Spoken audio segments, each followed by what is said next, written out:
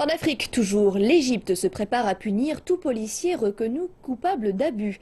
Le président égyptien Abdel Fattah al-Sisi a demandé à son ministère de l'Intérieur de durcir les sanctions à l'encontre de ces policiers.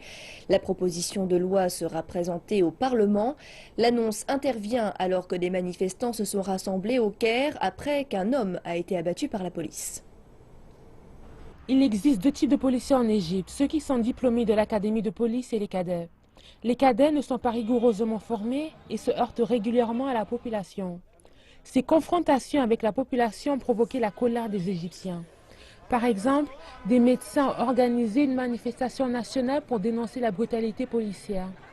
Jeudi dernier, une centaine de manifestants se sont réunis après qu'un cadet de la police a abattu un homme. Les cadets de la police ont été exemptés de comparution devant un tribunal militaire. Le tribunal militaire fut remplacé par des cours martiales disciplinaires qui ont eu un impact important sur le comportement de certains cadets de la police après la révolution de janvier. Il existe toujours des punitions qui pourraient les suspendre de leurs fonctions. Le président Abdel Fattah al-Sisi a répondu aux exigences populaires. Il a demandé au ministère de l'Intérieur de modifier une loi pour durcir les sanctions à l'encontre des policiers dans un délai de 15 jours. Il y a près de 6 bureaux officiels au ministère qui surveillent et punissent les policiers. Et cela inclut le bureau de la sécurité nationale, le bureau de la gestion de la police pour chaque gouvernorat, ainsi que la direction générale de la sécurité.